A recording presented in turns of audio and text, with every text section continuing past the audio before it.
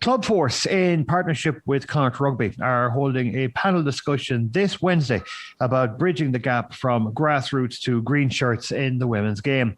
The webinar is called Bridging the Gap, and to speak more about it, I am now joined by two people who very much will be involved in it and will play a very important role in this webinar. They are Ross Mannion, who is the Connacht Rugby women's head coach, appointed just recently, and also Mary Fyfe, who is Director of Rugby at London Irish Ladies Rugby Football Club. They are two of the guests on Wednesday evening. They will be joined by Fraser Gow, the Connacht Under-18 Women's Head Coach, Mary Healy, Backs and Skills Coach with Clubforce Emerging Talent Team, and of course, a well-known Irish scrum half and Connacht player herself, and Danny Webb, London Irish Emeralds Head Coach. They will be part of the webinar on Wednesday night, but I am joined with Ross and Mary now, and we can speak more about this. To both of you, thank you very much for joining me. Ross, if I may start with you. First of all, first chance I've had to talk to you since you got the Connacht Women's head coach role. Congratulations on that. Can I ask you, why is the webinar topic Bridging the Gap so important? I suppose it's the game here has grown at such a fast rate that we now have so many clubs that have both juvenile and youth sections available for girls. And I suppose it's trying to get that gap now in terms of when they're moving into probably the elite pathway. And I suppose how we can help and guide them and give them the best possible platform to make a successful, I suppose, career out of the rugby, and best opportunity to represent Connacht or be it Ireland in the full 15-a-side game or the 7-side. So, and then I suppose it's trying to help and advance clubs and advance coaches into, I suppose, what we're looking for at certain age groups, and how they can accelerate the girls' progress.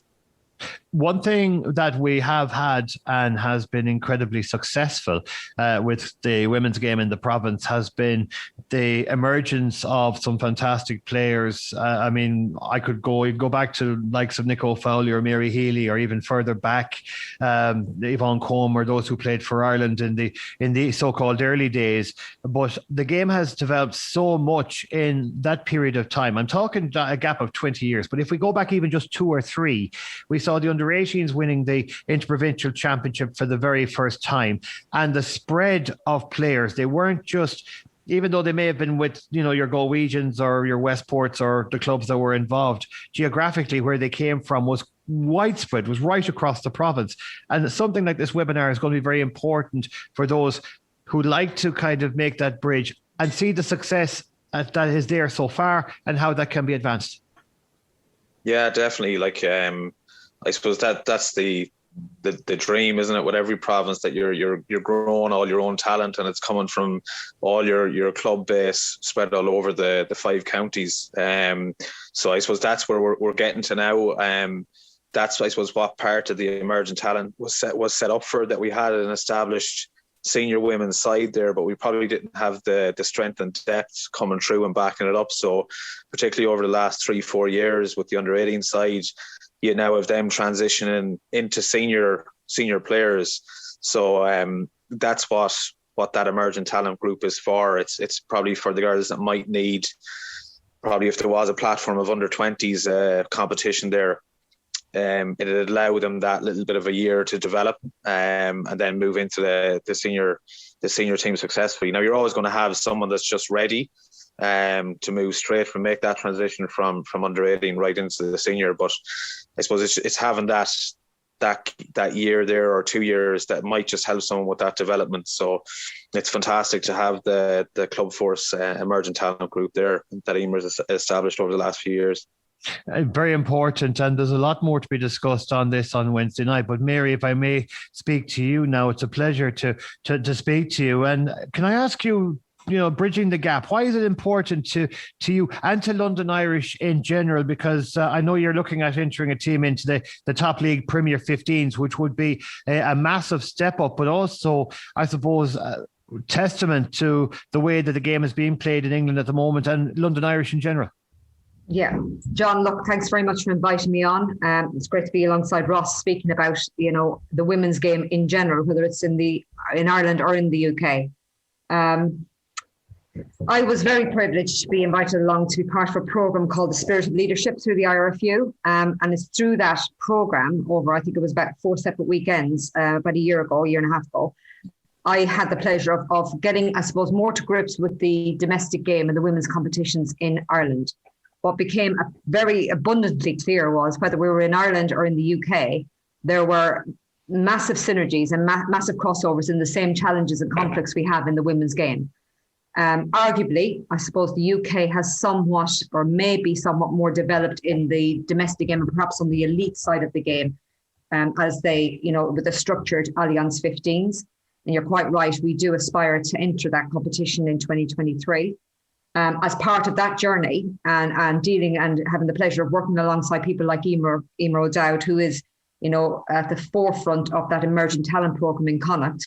What is clear to me is, there's a lot I can learn from what they're doing down in Connacht, and hopefully there's a lot of, I suppose, learned experiences and, perspective that I can bring to that program that I can share with Emer and the team and Ross. And, my view is that any shared strategy is a very, very valuable strategy, and, shared experiences create opportunity, whether that's in the UK or Ireland.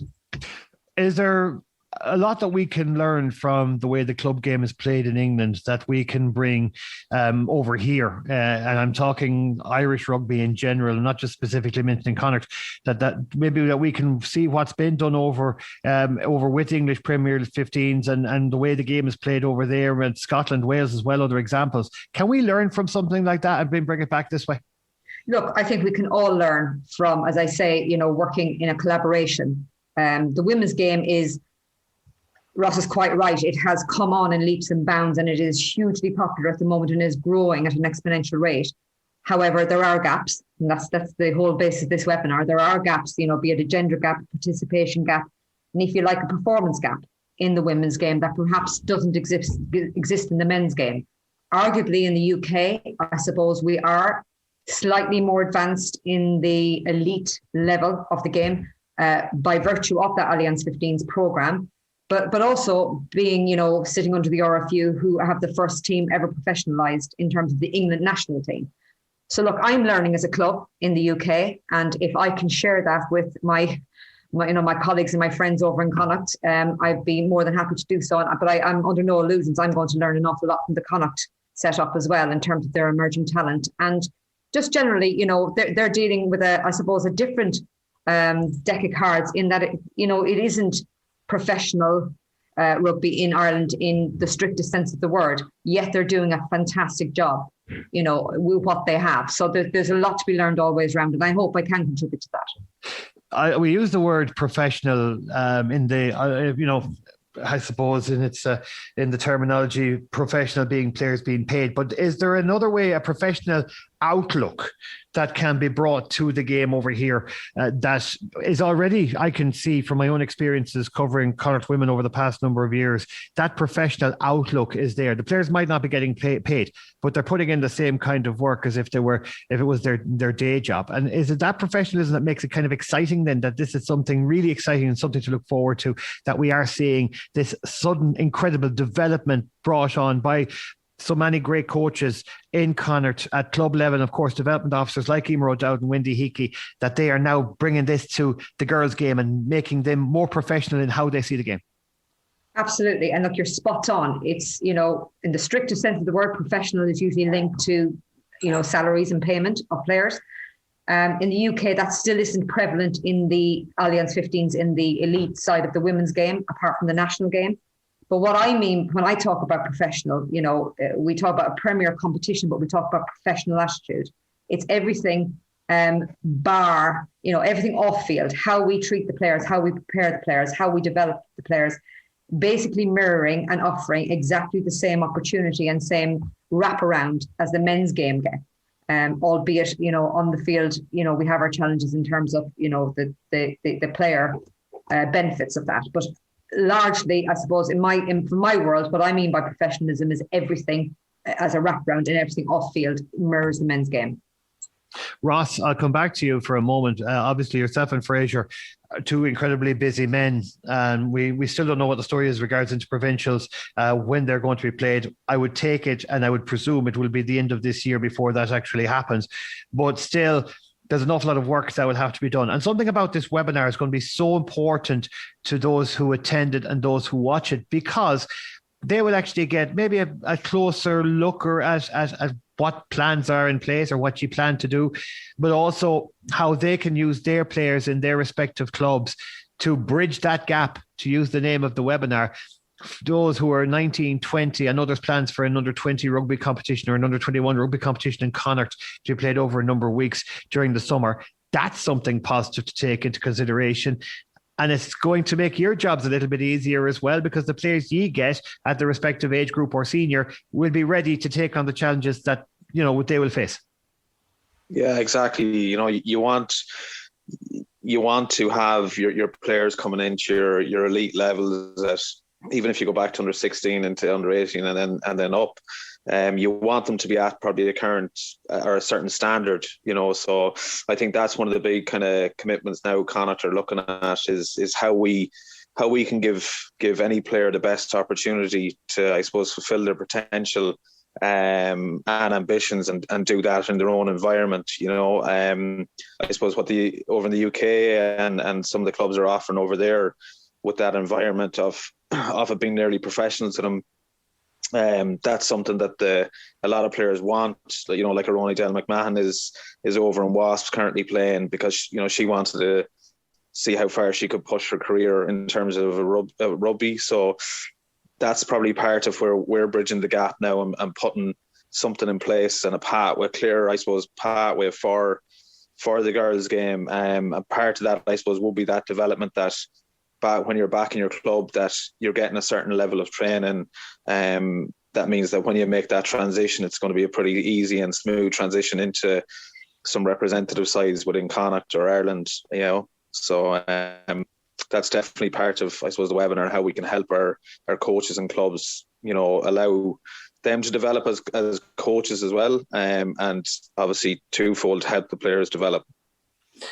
I will not go any further on it because people will have to attend the webinar on Wednesday night to find out more. It's at 7:00 on Wednesday evening. It's free to attend as well, which is wonderful for people. And if they should take some time out to get an opportunity, we've got a great panel of speakers that will be talking about all things women's rugby. And there's a lot to talk about. And of course, bridging that gap between underage and senior level, which is crucial in Connacht, maybe even more so than anywhere else in the country. And that will also be fascinating to listen to one more time. I just want to mention once again the speakers before we leave it. Ross Mannion will be there, Mary Fyfe, of course, who we've heard from. You'll hear from Fraser Gow, Danny Webb, and also from Mary Healy. So all aspects of the women's game is covered, plus maybe a different outlook as well, Mary. And, that's something, I'll leave you the final word on this, if I may, that while we're all learning from somebody, the bottom line is that as we learn, we grow. As we grow, we improve. And as we improve, we succeed. And I think this is something that people will really enjoy on Wednesday night if they get the opportunity to join you. Yeah, absolutely. Look, I mean, recruitment, publicity, debate, it's all in the name of the women's game. We're all on the same page on that one. And, I think you get a cohort of good people doing great things in pulling in the same direction, then, the only way is up. Most certainly. On that note, that's where I will leave it. 7:00. All details, if you want to get them, they're all up on Clubforce social media pages as well, and also through Connacht Rugby. Keep an eye out for that. And we'll also have the link on our own website on goibfm.ie if you want to get more information on the webinar on Wednesday night. Mary, Ross, pleasure speaking to both of you. Thank you very much for joining me. Thanks for having us, John. Cheers. Thanks, John.